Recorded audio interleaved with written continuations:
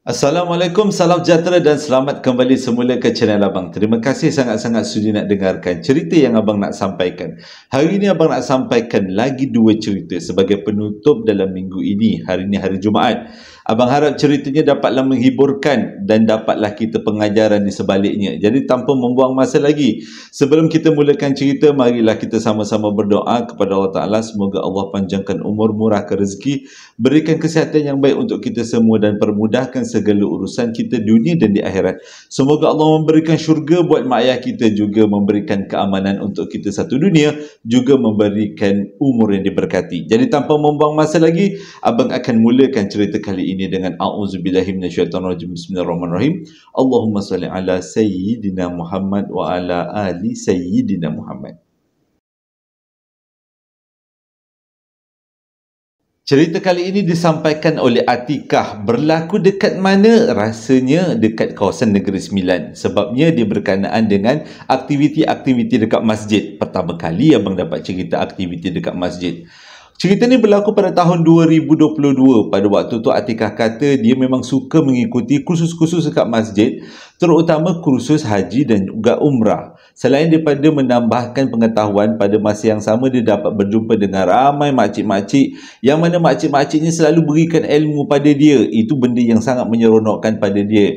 Dan pada masa yang sama dia dapat berkenalan dengan ramai orang, dapat tambah pengetahuan, dapat kawan. Pada masa yang sama seronok juga bila dengar ceramah agama lepas-lepas zaman Covid kan pada waktu tu. Jadi dia kata itu adalah aktiviti baru pada dia selepas-lepas zaman Covid. Yang sebelum-sebelum ni dia jarang buat aktiviti seperti ini.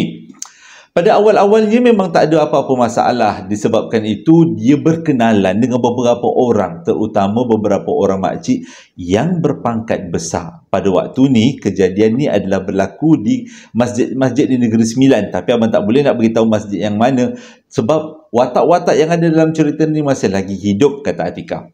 Jadi dia berkenalan dengan beberapa orang makcik. Di antara makcik-makcik tu semuanya berkenan lah dengan si Atikah yang dikata.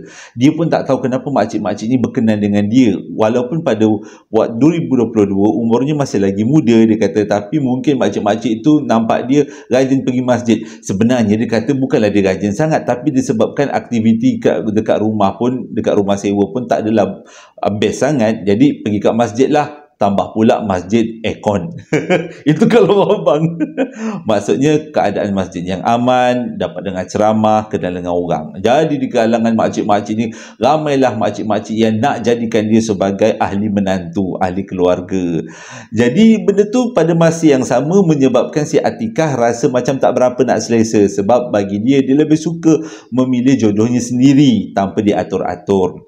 Di kalangan makcik-makcik tu ada seorang makcik orang kaya, selalu sangat berjumpa dengan Atikah bila habis-habis kursus.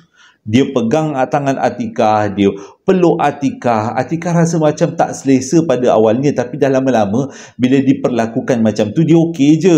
Dia punya lagak tu macam mak-mak sangat. Selalu jemput Atikah datang ke rumah, makan-makan. Dekat situlah Atikah tahu memang keluarga ni adalah keluarga yang kaya. Dan banyak kali juga makcik ni bagi bukan menyindir, maksudnya bagi cakap-cakap lah. Jadilah menantu makcik, jadilah menantu makcik. Kita kata Atikah, kita sebagai orang perempuan tak adalah cakap boleh, tak boleh lah macam tu, memang tak berapa nak sopan. Jadi Atikah senyum je lah. Pada masa yang sama dia sebenarnya tak ada sekelumit hati pun nak jadi tunang ataupun menantu dalam keluarga ni. Sebab walaupun dia rapat dengan makcik tu dan dia tengok keadaan rumah tu yang memang mewah, tapi dia tahu perangai makcik ni dan bagaimana pakcik ni melayan tetamu, menantu-menantu yang lain. Jadi disebabkan tu memang dia tak nak lah kahwin, maksudnya kahwin dengan anak dalam keluarga ni. Jadi pada satu hari tu, entah kenapa balik-balik daripada kursus umrah dan haji, si makcik ni tak nak tegur dengan Atikah. Atikah dah tak rasa sedap hati dah. Dah kenapa pula dia tak nak tegur aku? Selalunya Atikah kata makcik ni lah yang paling beria kalau nak menegur. Jadi untuk hari yang pertama, dia cari makcik tu, tengok makcik tu dah balik awal. Hari yang kedua pun macam tu juga. Sampai hari yang ketiga, Atikah pun datang sendiri jumpa dekat dia. Tanya dengan makcik tu, makcik kenapa makcik dah lama tak tegur saya ni ada buat salah ke? Makcik tu terus dengan muka berseri-seri, dia jawab satu benda yang sangat tak menarik, yang macam ada sesuatu di sebaliknya, iaitu akhirnya kau cari aku juga. Selama ni aku cari kau, aku menghambakan pada kau, tapi kali ni kau yang cari aku. Selama ni, kata Atikah, makcik ni tak pernah bahasakan diri dia dengan perkataan aku atau engkau. Dia lebih kepada makcik, awak, makcik. Lebih kepada cara itulah yang dia nak memperkenalkan diri, merapatkan hubungan. Tapi kali ni dah main aku engkau. Disebabkan tu Atikah dah rasa tak sedap hati. Dia rasa macam makcik ni lain macam je. Okey, jadi keesokan harinya, sebelum mula kursus umrah dengan haji, makcik tu datang jumpa Atikah. Waktu ni dekat perkarangan masjid. Dan dia pegang tangan Atikah. Dia cakap macam ni, nak tak jadi menantu makcik? Makcik nak masuk meminang untuk anak makcik. Pada waktu tu Atikah tak adalah rasa macam nak jawab dengan jawapan yang sangat tidak patut di waktu perkarangan masjid. Dia cuma cakap, nanti kita bincang makcik, kata. Saya tak boleh nak bagi jawapan sekarang sebab saya ada mak ayah. Mak ayah saya kena tahu keadaannya. Jadi makcik tu kata, dia macam mendesak tau. Alah, tak kisahlah, mak ayah kau mesti sukanya. Keluarga kami kaya, keluarga kami orang ternama. Mak ayah kau mesti suka dengan keluarga makcik. Anak makcik pun bagus, handsome, kerjanya bagus, kerja gomen. Tambah-tambah. Dia kata kerjanya bagus, kau mesti terima, kau mesti suka. Bila dah dia desak-desak macam tu, daripada perasaan nak merapat, langsung rasa macam, makcik ni dah kenapa? Baik aku tak payah dengan dia. Jadi cepat-cepat Atikah tarik tangan dia, putuskan hubungan tangan tu, sentuhan tangan, dan dia teruslah masuk ke dalam masjid. Waktu tu dia dah rasa tak sedap hati sebab makcik tu duduk sebelah dia, sikit-sikit tengok dia, dah kenapa pula makcik ni, gitu. Jadi lepas dah habis kursus tu, Atikah bercadang untuk cepat-cepat keluar dan tinggalkan masjid tu sebab dia tak selesa dah dengan makcik tu. Tapi belum sempat apa-apa, makcik tu dah kejar Atikah, dia pegang tangan Atikah, dia tanya soalan, nak tak kau? Nak tak kau? Ayat dia macam pelik tau. Nak tak kau? Mula-mula Atikah macam rentap tangan dia. Tapi makcik tu mempunyai kekuatan yang sangat luar biasa. Dia punya pegangan tangan dia tu macam betul-betul grab. Memang tak boleh lepas. Sampaikan Atikah macam nak menangis sebab tangan dia dipegang dengan sangat kuat. Dan Atikah cakap, sakitlah makcik, janganlah pegang saya macam ni. Sebelum aku lepaskan tangan aku nak kau jawab. Kau nak ke tidak? Kau nak ke tidak? Dia kata, yelah, saya nak, dah lepaskan tangan saya. Waktu tu makcik tu baru lepaskan tangan dia. Dia tergelak-gelak pada waktu tu. Dan dia minta maaflah. Dia kata, kalau makcik buat kau berkasar. Tapi makcik lega bila kau cakap kau nak jadi sebahagian daripada hidup makcik. Waktu tu Atikah macam, dah kenapa pula makcik ni? Dia diam je lah, dia buat tak tahu je. Masuk dekat dalam kereta, badan dia rasa yang tak sedap tau. Dia rasa macam ada sesuatu yang menempel dekat badan dia. Dia tak tahu macam mana nak ceritakan, tapi itu yang dia rasa. Sewaktu dia berjalan balik ke rumah menaiki kereta, dia sekejap-kejap dipandang ke belakang kereta. Dia rasa macam ada benda yang duduk dekat belakang kereta dia. Ada yang tak sedap ni, rasa lain macam ni. Jadi dia pun terus balik ke rumah, memandu. Sampai dekat rumah, dia ceritakan benda ni pada mak ayah dia. Dan mak ayah dia beritahu, jangan layan lagi lah dengan makcik tu. Takut makcik tu ada yang bela-bela. Bila dengan mak dia cakap bela-bela macam tu, barulah Atikah terfikir, mungkin makcik ni ada sesuatu yang nak disampaikan pada aku. Bukan nak jadikan aku sebagai menantu, tapi macam ada sesuatu. Nanti abang sambungkan. Balik daripada masjid tu, dia terus masuk rumah, dia mandi, dia makan, dia berehat. Dia rasa macam ada yang tak kena, dia rasa macam badan dia rasa nak demam, kepala dia rasa pening-pening. Jadi dia cakap dengan mak dia ceritakan dengan mak dia apa yang berlaku. Mak dia bagi warning, bagi amaran, janganlah dekat-dekat dengan orang macam tu. Sebab kita tak tahu orang tu ada niat baik atau niat buruk. Kalau betul dia ada niat baik, dia tak akan memaksa suruh kamu kahwin dengan anak dia. Tapi cara dia bercakap tu seolah-olah macam nak menurunkan saka pula. Sekali imbas, bila diingat-ingat semula, kata Atikah, memang betul cara makcik tu agak memaksa. Dan ada kalanya dia agak menakutkan juga. Malam tu Atikah mimpi ada seekor uras sawo batik melilit dekat tiang rumah dia. Depan rumah dia, tempat letak kereta, ada 2 tiang. Dan tiang tu agak besar lah, separuh daripada pemeluk. Dalam mimpi tu, Atikah nampak ular yang sawo batik tu yang besarnya seperti 2 genggaman orang dewasa melilit tiang tu sambil menjelir-jelirkan lidah pada Atikah. Pada waktu tu Atikah dah rasa tak sedap hati. Dalam mimpi, Atikah ada bertanya, siapakah engkau? Kalau boleh kau nyatakan kenapa kau nak datang kat sini? Apa yang kau mahu? Dan benda tu cakap, aku akan mengikutimu sampai akhirat sebab kamu sudah menerimaku sebagai teman. Dengan kata lain, yang datang dalam mimpi itu adalah saka yang dalam berbentuk ular. Waktu tu Atikah baru terbangun daripada tidur selepas dia dapat jawapan daripada ular tu. Dia terbangun daripada tidur, dah berpeluh-peluh, dah tak tahu nak buat macam mana. Dia harapkan bila dia tidur balik untuk kali yang kedua, benda tu tak akan datang semula. Tapi selepas dia tidur kali yang kedua, keadaannya lagi teruk daripada yang pertama. Ular tu betul-betul ada dekat depan dia, tapi muka ular tu, gayanya seolah-olah macam sahabat lama. Cara dia mengusap, cara dia pegang. Dalam mimpi tu, Atikah tak tahu macam mana dia nak mengelak daripada ular tu sebab tak ada pun tanda-tanda untuk ataupun kawasan yang bolehkan dia larikan diri. Tapi dibiarkan ular tu membelit badan dia dan tangan dia, dan ular tu betul-betul memberikan kehangatan pada dia. Dan sekali lagi Atikah terbangun daripada tidur. Dia dah rasa tak sedap hati sebab dia tahu selalu dia dengar dalam ceramah agama, ular adalah tanda salah satu daripada saka ataupun makhluk alam sebelah. Oi, dah rasa takut dah. Start daripada waktu ni, macam-macam dia kata dia mimpi. Hari kedua mimpi, hari ketiga dia mimpi. Macam-macam benda-benda pelik. Kadang-kadang dapat baby, kadang-kadang yang kebanyakannya adalah ular. Ular yang dalam keadaan yang orang kata ular tu handsome. Dia tua tau. Kalau tengok daripada mimpi tu, ular tu memang usianya ratusan tahun. Tapi dia tetap ada bentuk yang menarik. Itu yang dia nampak dalam mimpi tu. Jadi dah 3-4 kali mimpi benda yang sama, dia dah rasa tak sedap hati, dia perlu buat sesuatu. Okay? Jadi malam pertama tu, malam pertama, selepas beberapa hari dia mimpi yang pelik-pelik, dan pada satu malam tu, dia terfikir, apa kata kalau dia habiskan surah Al-Mulk dan dia tidur?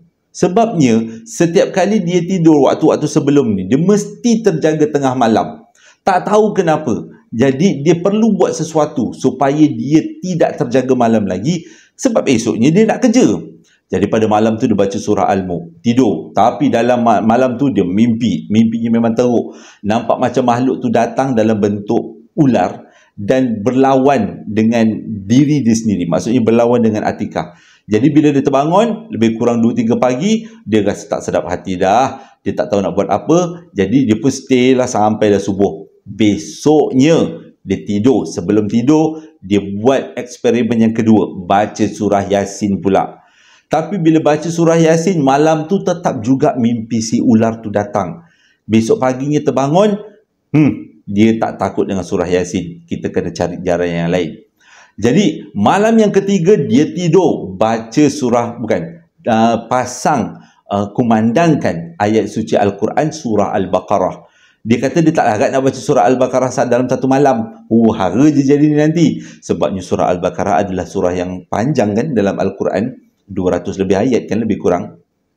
Pada waktu tu dia tidur, sepanjang surah Al-Baqarah tu berkumandang, dia dapat tidur dengan cukup aman. Tapi bila surah Al-Baqarah tu habis dibaca oleh radio, dia pun terbangun daripada tidur. Dan selepas dia sambung tidur, dia mimpi balik benda yang pelik-pelik. Jadi dia dah tak tahu nak buat macam mana. Macam mana dia nak buat ketiga-tiga surah yang selalunya dibaca oleh umat Islam tetap juga gagal untuk menyekat mimpi-mimpi buruk.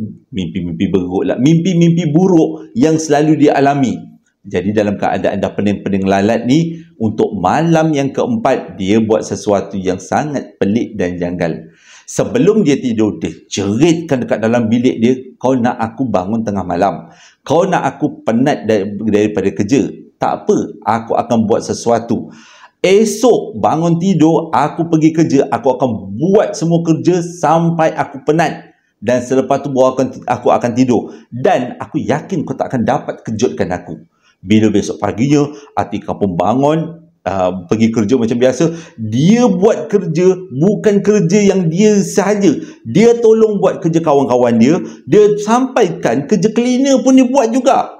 Punyalah dia kata dia nak rasa badan tu penat. Balik tu badan rasa macam nak patah empat. Dia kata terlalu penat. Dan dia yakin kalau dia letak kepala dia dekat bantal, dia memang hilang. Dia akan tertidur.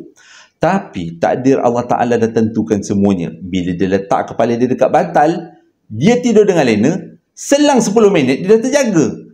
Dan pada waktu tu, jam menunjukkan pukul 1 pagi. Dia rasa nak menjerit je. Sebabnya, dia cadangnya dia akan terus tertidur sampai subuh. Tapi tak tahu kenapa dia boleh terbangun tengah-tengah malam. Pukul 1 pagi. Dia cuba tidur selepas tu. Dan selepas tu dia tidur, dia mimpi lagi benda-benda pelik. Ui, dia kata dia tak boleh tahan. Hidup dia kucar kacir. Kerja dah tak tahu nak macam mana lah. Bos dah memang asyik marah sebab kerja dia selalu lambat bagi. Dan tak cantik lah, kerja ni tidak cantik. Dalam keadaan yang marah, untuk malam yang kelima sebelum tidur, dia buat sesuatu. Dia pergi marah dengan... Dia tak tahu sebenarnya dia marah siapa. Sebab dalam bilik tu dia seorang. Tapi dia bercakap lah, dia kata, engkau buatkan aku rasa sakit. Kau buatkan aku rasa penat. Jadi kali ni, aku buat sesuatu yang kau tak jangka. Iaitu, kau nak aku bangun pukul 2, pukul 3, pukul 1 pagi. Kau bangunkanlah. Aku tak kisah. Aku terbangun, aku tetap terbangun. Dan aku akan buat sesuatu. Aku akan semayang hajat. Aku akan semayang tahajud. Aku doa pada Allah Ta'ala supaya kau lari, dijauhkan daripada aku. Start daripada tu. Sejak daripada bangun tidur, terbangun jadi pukul 1 hingga pukul 3 pagi. Atikah akan buat semayang. Waktu dalam semayang tu, dia akan berdoa kepada Allah Ta'ala dan minta dijauhkan. Dan sepanjang dia buat semayang tahajud tu, semakin menjauhi benda tu, hilang daripada dia. Dan lama kelamaan dia rasa lega sangat. Bila kita dah rasa lega, dah okey, benda tu dah tak ada berdamping dengan kita lagi, ada masanya kita akan terlupa. Dan ini adalah untuk sambungan yang ketiga. Selang beberapa bulan daripada kes yang dia bersemayang tahajud tu, sejak daripada tu dah tak ada lagi gangguan. Cumanya macam biasalah, ada kalanya perempuan memang tak boleh semayang. Jadi bila dah sekali tertinggal tahajud, dah banyak kali pula seronok nak tertinggal tahajud. Dah lama-lama tak buat tahajud langsung. Satu hari tu dia balik daripada kerja. Dia balik daripada kerja, dia terus masuk dalam rumah, dia terus mandi dan dia terus baring. Sebab sebelum sampai rumah dia dah makan siap-siap dekat dengan kawan-kawan dekat kedai. Jadi mak dia tanya, okey ke tidak? Nampak macam dia penat sangat. Dia kata okey je, cuma dia penat lah. Mak dia pula, waktu tu dia balik malam, pukul 9 lebih. Sebab ada makan-makan dengan kawan-kawan kan. Jadi bila dia masuk rumah, mak dia pun masuk rumah, mak dia buatlah kerja-kerja rumah, semayang ke apa, dan dia pun teruslah baringkan diri. Sewaktu dia tengah baring tu, dia dengar macam ada suara seseorang yang ada dekat luar rumah. Yang betul-betul ada dekat tingkap bilik dia. Dia yakin tu bukan suara daripada jiran. Sebab jiran tu semua dia kenal, membesar daripada kecil sampai besar, membesar bersama. Memang dia kenal setiap suara jirannya. Tapi suara yang datang pada waktu tu, pukul 9 malam di tepi tingkap, bukan suara jiran. Dia dah rasa tak sedap hati dan dia teringat semula aktiviti yang dah dia tinggalkan, iaitu bertahajud waktu malam. Jangan-jangan benda tu datang balik tak? Jadi dia pun ambil semayang. Pada waktu tu pukul 10 malam, dia ambil semayang, dia nak solat hajat dengan harapan Allah jauhkan dia daripada benda-benda yang buruk. Sewaktu dia semayang, dia tanggalkan cermin mata untuk mengelakkan daripada dia nampak benda-benda yang tak sepatutnya. Tapi memang Allah datang nak menguji. Allah menguji dia. Sewaktu dia semayang, dan kedudukannya adalah dia semayang di tepi katil. Dia nampak memang jelas melalui jelingan, dia kata, dia nampak di atas katil dia ada seekor ular coklat. Walaupun bentuk ular tu dalam keadaan yang samar-samar, ataupun sekali imbas baru nampak, tapi dia tahu atas katil dia ada seekor ular, dan ular itulah ular yang sama yang datang dalam setiap kali mimpi dia. Lepas habis semayang tu, dia cek dekat katil, bawah katil, tepi katil, memang tak ada ular. Sah, itu adalah makhluk alam sebelah. Dan kali kedua, malam esoknya, waktu dia nak tidur, dia nampak ada seorang lelaki. Dan lelaki tu menjelma dalam bentuk separuh ular, separuh badan. Salah. Separuh manusia, separuh ular. Dan bila keadaan yang dia nampak pada waktu tu, dalam keadaan yang antara tidur dengan tak tidur. Empang-empang alang kalau bahasa abang, ataupun kalau bahasa kebanyakannya orang adalah antara sedar dengan tak sedar. Memang nampak kehadiran seorang lelaki yang berbentuk separuh manusia, separuh ular. Dia tahu benda tu memang masih lagi menempel dengan dia. Dan dia buat-buat tak tahu, dia teruskan tidur. Malam yang seterusnya, benda tu lagi dekat dengan dia. Pada malam tu, sewaktu dia tidur, dia rasa dekat belakang dia, lelaki ular tu masih lagi ada. Lelaki ular tu datang, jadi dia dah tak tahan, dia perlu buat sesuatu. Dia esok pagi dia cakap dengan mak ayah dia, dia minta mak ayah dia carikan cara macam mana nak menghindarkan buang benda ni. Mak dia pun terkejut sebenarnya, sebab tak sangka ada benda yang menempel dekat badan dia, dekat badan si anak ni tadi. Jadi mak ayah, dengan bantuan mak ayah, mereka pun berjumpalah dengan seorang ustaz. Ustaz tu pun bacalah apa-apa ruqyah semua, dan pada masa yang sama ustaz ni jenis yang rajin. Dia jenis nak tahu mana datangnya susu galur, benda-benda macam ni. Lupa abang nak beritahu, sejak daripada peristiwa dia diikuti dengan makhluk daripada alam sebelah tu, dia dah tak suka nak datang masjid lagi. Dia rasa macam setiap kali nak datang masjid rasa berat sangat. Itu je yang dia rasa. Jadi dia ustaz tu bila dah baca ruqyah, rupanya bila dah baca ruqyah, benda tu merasuk dekat dalam badan Atikah. Tapi Atikah tak sedar yang ceritakan ni semula adalah mak ayah dia. Mengikut perbualan ustaz dengan mak Atikah, sesuatu yang daripada dalam badan Atikah, rupanya dia tu adalah saka. Dan dia adalah saka datangnya daripada seorang makcik.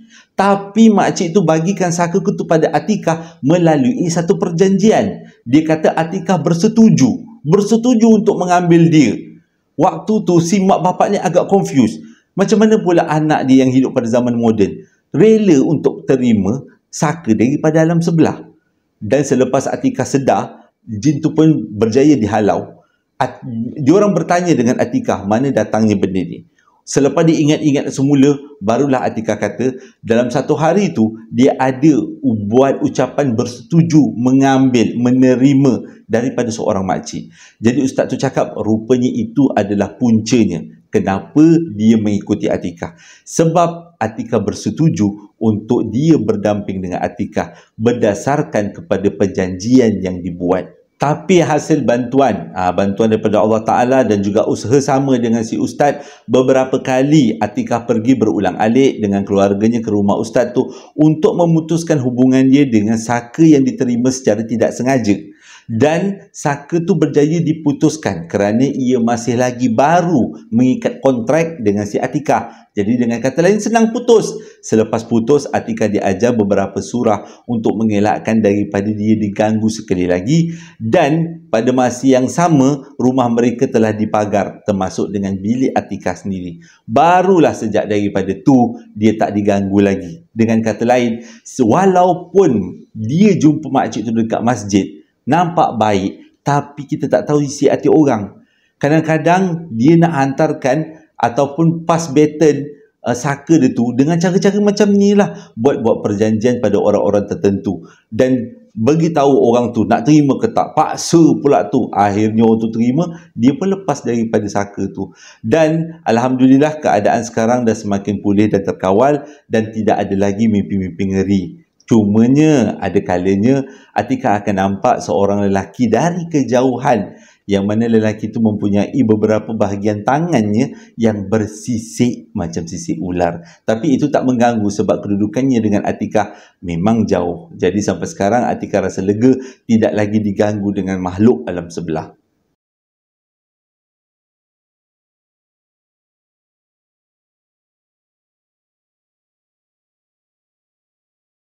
Terima kasih sangat-sangat sudah dengarkan cerita yang abang sampaikan. Moga-moga cerita yang abang sampaikan daripada hari Isnin sampai hari Jumaat dapatlah memberikan sesuatu hiburan pada masa yang sama.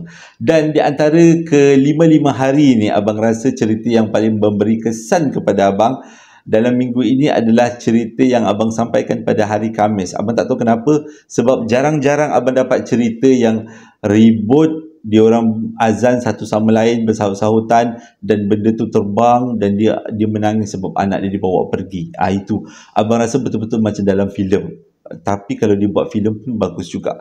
Terima kasih sangat-sangat dengarkan cerita yang abang sampaikan. Jadi sebelum abang tamat kepada cerita ni, ada beberapa ucapan yang nak abang sampaikan. Ucapan yang pertama datangnya daripada seorang ibunda yang bernama K. Nordin. Dia kata dia nak sampaikan ucapan selamat hari jadi buat anaknya yang bernama Fitrah Fuzi. yang mana hari jadinya jatuh pada 31 hari bulan 12 akan datang, genap umur 10 tahun. Dengan ucapan selamat hari jadi buat anak anda tersayang, semoga diberikan masa depan yang cukup cemerlang, sentiasa dirahmati Allah dunia dan di akhirat, dan jangan risau anak andaku, doa ibu sentiasa mengiringimu.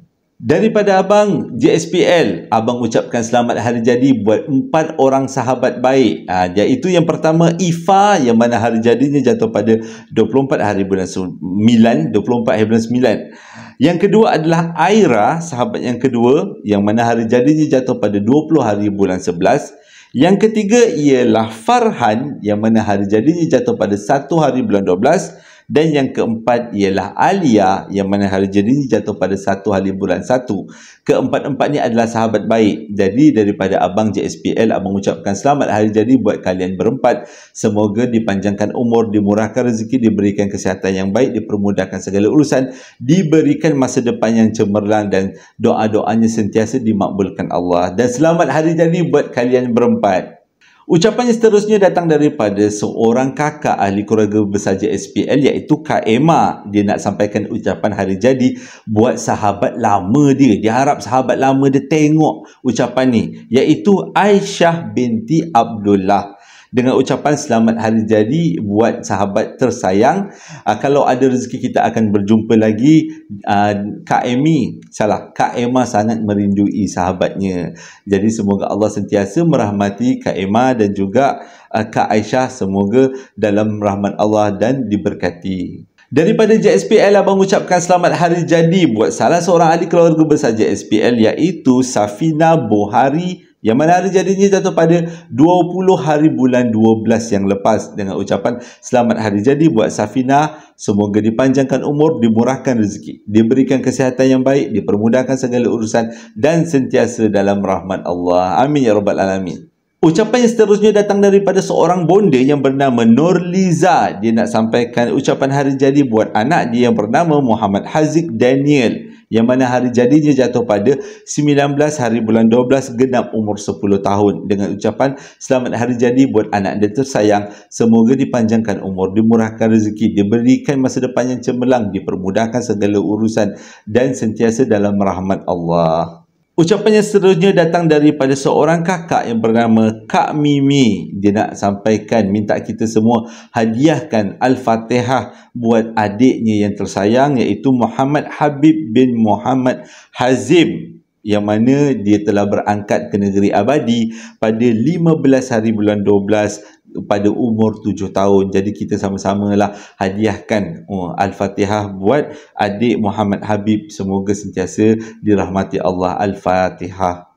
Pada 21 hari bulan 12 hingga 1 hari bulan 1, salah seorang ahli keluarga besar JSPL, iaitu Kak Ian Harun dengan suaminya akan berangkat menunaikan ibadah umrah. Jadi dia mohon doa daripada semua, semoga dia dapat menjalani ibadah umrah dengan aman dan memenuhi syarat-syarat umrah dan balik dengan keadaan selamat. Jadi marilah kita sama-sama berdoa buat Kak Ian dan suaminya, semoga sentiasa dirahmati Allah di mana juga mereka berada, dan semoga dipermudahkan segala urusan ibadahnya. Ucapan yang seterusnya, yang ke-8, datang daripada seorang anak yang bernama Mazlina. Dia nak sampaikan ucapan selamat menyambut ulang tahun perkahwinan buat ayahnya, iaitu Encik Roslan, dan juga ibunya Puan Normah, yang mana tarikh perkahwinan mereka berdua jatuh pada 25 hari bulan 12, 36 tahun yang lepas. Jadi dia kata semoga perkahwinan ini akan kekal hingga ke syurga. Terima kasih menjadi mak ayah yang sangat istimewa buat mereka adik-beradik. Semoga Allah sentiasa merahmati dengan rezeki yang melimpah ruah dan dipermudahkan segala urusan serta diberkati perjalanan hidupnya. Dan yang terakhir datangnya daripada salah seorang ahli keluarga besar JSPL, iaitu Rafael. Dia nak sampaikan ucapan selamat hari jadi buat abangnya, iaitu Hassan Abdullah, yang mana hari jadinya jatuh pada 12 hari bulan 12 yang lepas. Dengan ucapan selamat hari jadi buat abang tersayang, semoga Allah sentiasa merahmatimu, memberikan rezeki yang melimpah ruah, dan memberikan umur yang diberkati serta dipermudahkan segala urusan. Amin ya rabbal alamin. Terima kasih sangat-sangat sudah dengarkan cerita yang abang sampaikan kali ini. Semoga ceritanya dapatlah menghiburkan, pada masa yang sama dapatlah memberi pengajaran. Hingga berjumpa lagi dalam 2 hari akan datang. Hari Senin akan datang akan sampai dengan cerita-cerita pengalaman daripada ramai orang yang cukup menarik. Hingga berjumpa lagi dalam 2 hari akan datang. Assalamualaikum warahmatullahi wabarakatuh.